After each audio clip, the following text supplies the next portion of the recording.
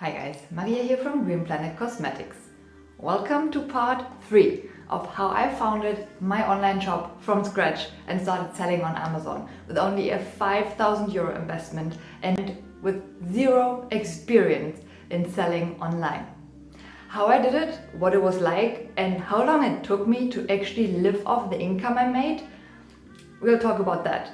And all the other things that happen along the way that no one teaches you and no one tells you beforehand. If you missed out on part 1 and part 2 of my journey, here's a quick recap. If you want to hear the long story, just check them out. I'm gonna link them below. So what happened was, in 2018, I decided to found my online shop and start selling on Amazon. I had no previous experience, really nothing to do with online selling whatsoever. So my first attempt failed, unfortunately. That was a pretty shit situation, but I recovered from it and the second attempt was very successful. So I would say 6 months in, COVID hit. And that is a complete new chapter. Just, again, like thinking about it, what happened from really the idea to founding to then finally being able to sell online to then, really work your way up step by step and to then only 6 months later, surprise, like global pandemic. Like, okay, so I really wow, we covered it all. Crazy. When I say we, I mean me, myself and I. Sorry, that happens a lot, but it's really like if you are the only one. And I do have help from my family now and then, so if I'm maxed out with the orders and such, but so forgive me when you hear we, it's usually me. Alright, so let's jump into it. So I would say in general it was the best time and the best that could happen to my online shop, to my newly founded online shop, I must say, but it was also the worst that could have happened. So really I covered everything. Every emotion, every high, every low, everything in between. It was insane, it was crazy. I mean, looking back now, what an experience, and it also helped me to evolve my business. Honestly, if I could have just stayed where I was, selling my units, using the FBA center, I probably wouldn't have adjusted anything. I wouldn't have started selling my online shops or, teaching face-to-face. So honestly, if it wasn't for that, I think I would have just stayed with, selling with the FBA center on Amazon, because once it's set up, it's pretty good. Yes, it has pros and cons. I will cover those as well in one of the next videos. I must say, if everything works smoothly, like if the guys, in the warehouse are also, on top of it, if everything is just like a oiled machine, it's beautiful. It's wonderful, and it's really hands-off. Yes, you pay at the end of the month for the hands-off mentality, of course, but it's really nice. It's really nice if you want to get started, and if if it's just you and you really need your time for other stuff as well, the FBA center is great. But it also happens that people are not on top of it, that a lot of stuff happens, especially during very busy seasons like Christmas, like the Amazon, the Prime Day and whatnot. So these seasons are so busy that the guys in the warehouse are also losing their shit, and then stuff happens, and that's usually when selling on Amazon is pretty annoying and can be very frustrating and actually creates more trouble than actually helping you sell. But again, we will talk about that as well in a separate video. I also sold on Etsy. I also sold on my own platform. I will cover that shortly in the next few videos. But back to the COVID situation. So again, if it wasn't for COVID, I probably would have just stuck with the selling on Amazon like products, and that's it. But because of it, I really had to be very, very flexible, and I had to move quickly. Everything changed so fast. It was insane.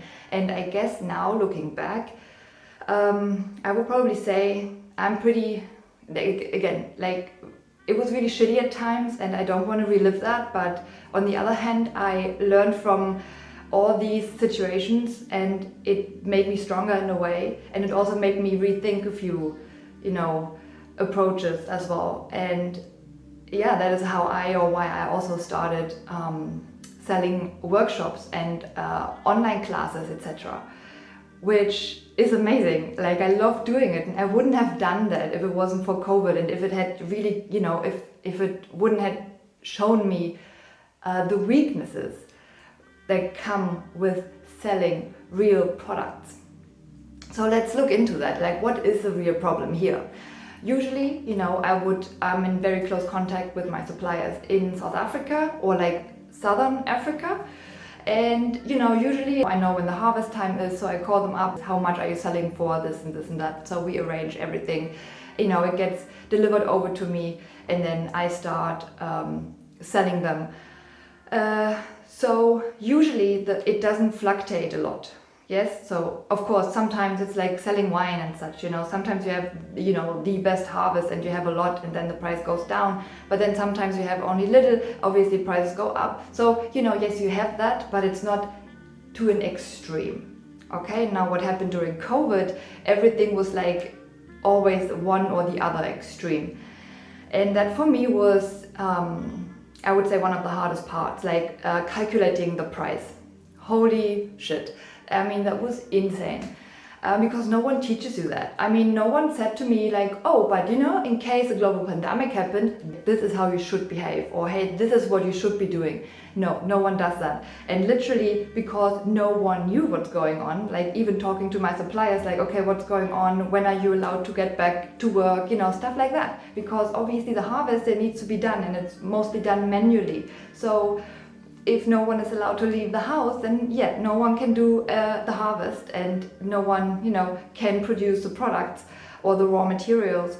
And then obviously also, if there is no one, flying in and out, or shipping in general became an issue, and also a very long issue. So suddenly you find yourself like, okay, so I'm out of stock. I don't know when the next products will arrive. I have no idea what price they're gonna be, like literally like that. And then you also, realize, oh, and now everyone is in a panic and no one is buying anything. So literally from, I don't know, I would say like during that time I was probably selling, 6 months in, I can't really remember. I wrote it down, like I kept a little business diary, but I would say around like 50, 60 orders a day, a month.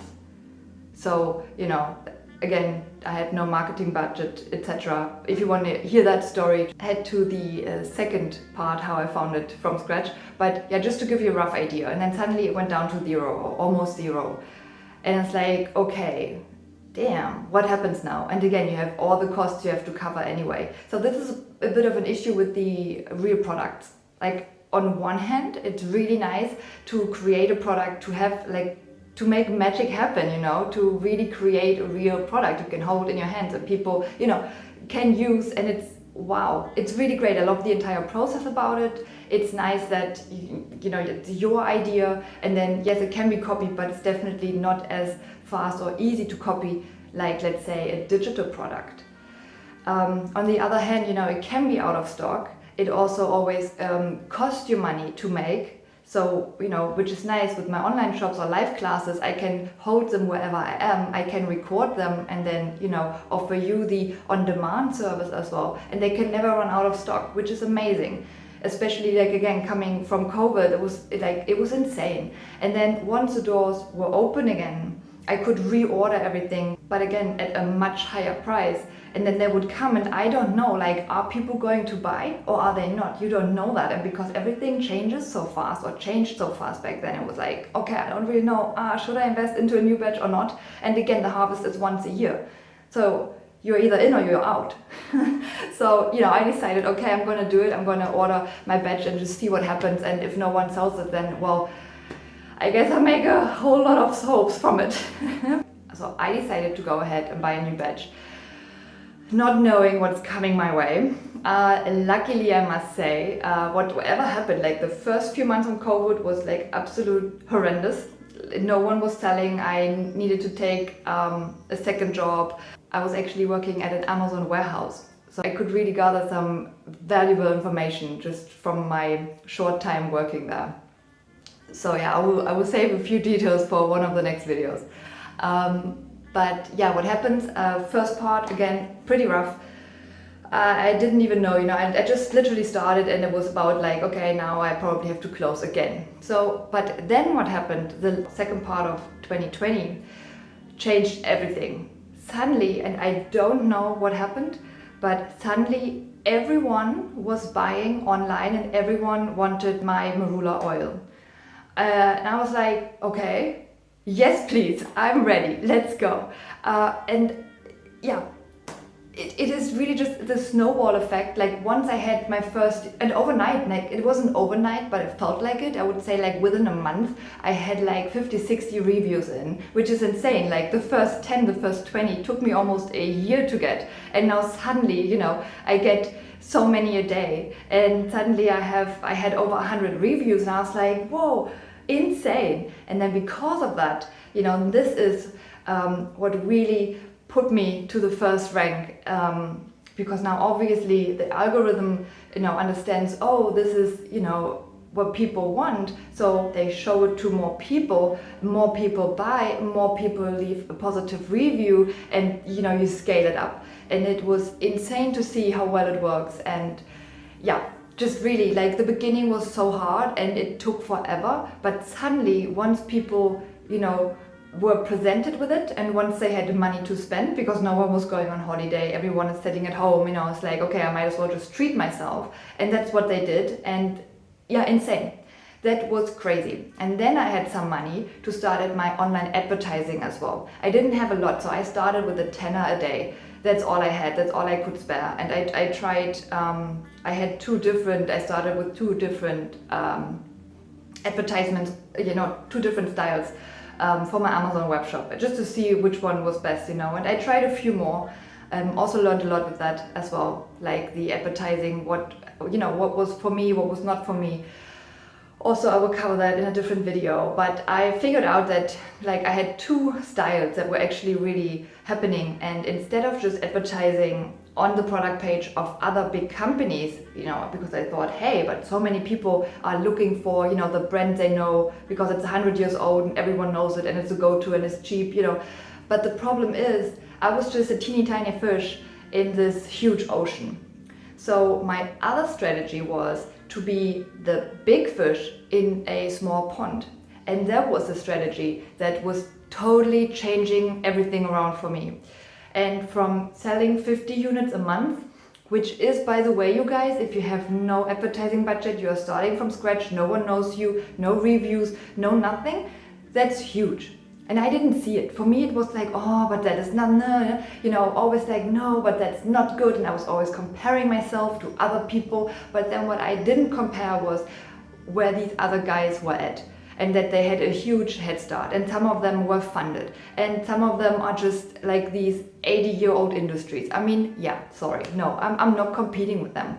But that was always my goal. And I always compare myself to, the next, the better person, like, because I want to become better. I don't want to compare myself down somewhere. No, I have to look up to someone. I'm like, hey, yes, give me a good motivation. So, but that's also that's also not a good thing. Like, it's good and it's not good. Like, yes, be motivated, and yes, instead of being jealous of someone, just look at, hey, ask.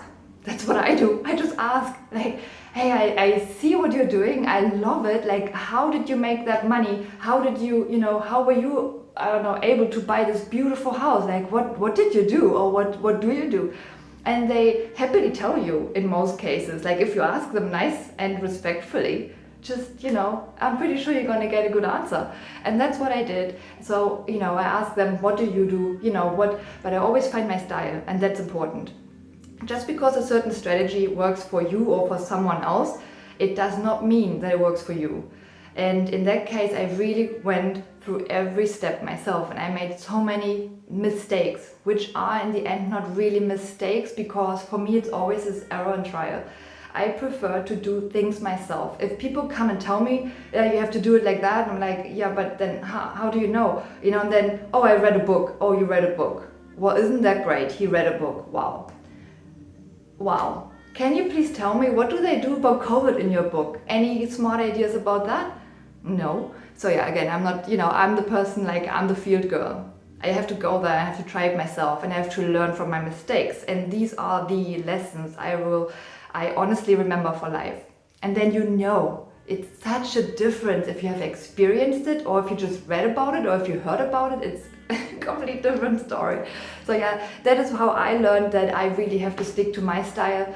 I want to sell my products I created with so much passion and heart, and I want to be honest about it. It's authentic. That is what I love about it. So I will never lie to you about my products. I'm not going to promise you, the stuff you all want to hear, if I know it's not going to be that way. So unfortunately, the advertising style out there is a whole lot different, and it's a lot of, this pain point, and it's always you pressure people into it, and you create fear around it, and that's just not my style, so I'm not doing it. But yes, I understand it works very well, but it's just not my style. I'm not doing it. Yes, everything takes a little longer. Yes, I need more money to actually do proper advertising. I get it. Yeah, we get it. Well, if you have some, send it over to me and I will make it count, I promise. But it's just what it is. You use what you have and you do it your way. So you can be proud of yourself and you can sell it, and you have to believe it and you have to feel it. And then the customers will find you. And yes, you will experience some customers that are just weird. What can I say? We leave it at that. I'm gonna share some of my favorite stories here too. But in the end, I must really say, like, I'm very lucky with mine. Like, people really appreciate that, but that's also my niche. Like, it's not for everyone, but those people who are looking for this type of product will come to me because they understand the value I present. And probably it's also a little bit of trust, because I'm honest with them. Yeah, why would I lie to you? I want you to come back. And that's also one thing that kept me at the first rank on Amazon as well, was I had like at least 50% returning visitors every month. And it's great to see that so many people come back for more. So yeah, again, always check your reviews. Yes, the amazing ones are great, and here, like, be proud of yourself. But also look at the ones that are negative, or that point out a few things. Like, yeah, someone is always complaining about the price. Someone is always complaining, yeah, but it was only delivered 24 hours later and not 12 hours later, and shit like that. It's like, yeah, people are, let them share their opinion about that. So that's not, especially if you're not the one shipping, it's really not for you. But if they do leave, I don't know, if they say like, hey, I have the feeling I received a bottle that was already opened and stuff like that, that's important. And then I write to the customer directly, I apologize, and I say, listen, because I, let Amazon deal with it, I don't know what's happening in the warehouse, but please, can you send me photos, because I would really like to, open a case and discuss that. And obviously, you receive your money back. Yes, it's just a service. I want you to really have your perfect product and to love it and be happy with it. So, this kind of stuff. And yes, that's annoying, it can be annoying. And again, if you have a customer that's just, like, sorry, just here to help. Yeah. But usually I have really nice customers, like very happy and appreciative people. And then that is a lot of fun. Like, that's really like the best part of it, is really to hear people raving about it and loving it. And then also, that reflects in my rank on Amazon as well. So yeah, and from the second part of COVID on, like in the last part of 2020, I was selling around between 30 and 40 units a day. And that was really just what it is, like insane. Sometimes a bit less. Yeah, it's just, again, Christmas, the holiday seasons is more, but I had this constant clients coming in and ordering my products, which was amazing to see. Unfortunately, just after, like, I would say in 2023, that's when I decided, so last year I decided to close my doors for Amazon. It's just that at some point everything became so expensive, like Amazon raised the price, the fees I pay. It was at a point where I literally, like the last month, I really struggled to break even which is insane, like just comparing it to a year or 2 years before that point. But again, what also happened is the price, the raw material price, I mean, you all know that. I don't need to repeat that because we've all lived through it. You guys know, I know, you know, I'm not just a salesperson, I'm also like a private person who goes shopping. So I know everything's just exploded. And long story short, I decided to close my doors for Amazon because in the end it was too much struggle. Like so many things then started also to go wrong, and I'm like, oh no, you know what, now I'm actually like paying for it with money I lose and also my sanity. So I decided to quit selling on Amazon. Also happened that I at the time, like the last year of COVID, everything became so expensive, and then the war in Ukraine happened, and then inflation and all of that coming together. Like after the COVID situation, now that happened, and again, for the next video, what happened is I decided that I cannot continue to live in Germany because the living standard is just so expensive with what I make in comparison. It's just not, it's really not worth anything. And I decided to move to Spain. So the first year of that, I decided to just, you know, still keep it open. So that was in 2021 or 2, I'm not sure.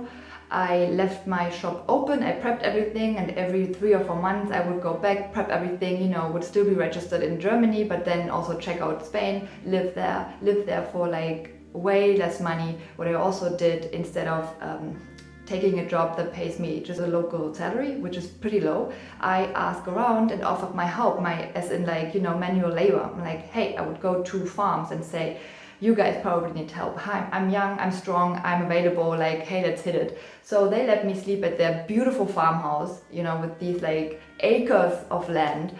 And in return for like a few hours of work in the morning, I was able to stay there and get food and accommodation for free, which was amazing, like this amazing, like grown fresh farm food. And that also gave me the chance to meet locals, to learn the language, and to also check out, you know, different other options, like, hey, is it maybe better to move Green Planet over here, or, you know, just to see what's out there. Because being in Germany and then just daydreaming about this possibility, it doesn't really do much. And again, you should always test it, like, and don't only go in summer for a holiday, because a holiday is not living there. You really want to know what it's like, because when everyone is holidaying and jumping in and out of the pool, you have to work.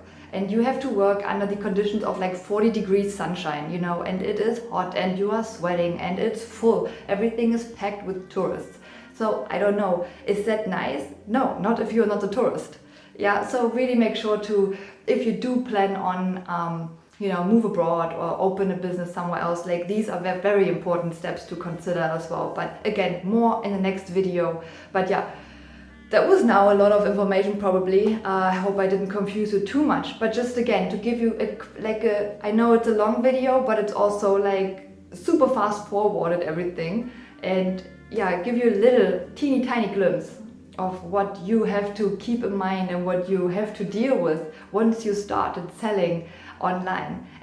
So yeah, stay tuned. Next episode, I will talk a little bit more about moving to foreign places. And again, I'm speaking from experience. So in my case, it was London, Cape Town, and Mallorca. So yeah, all very beautiful, interesting places, but there's a lot to look out for and to know in advance and to prep. So if you're really thinking about moving there, whether it's for business or not, doesn't really matter, but it's an interesting one. So stay tuned. Thank you guys for watching. Have a beautiful day. Bye. See you next time.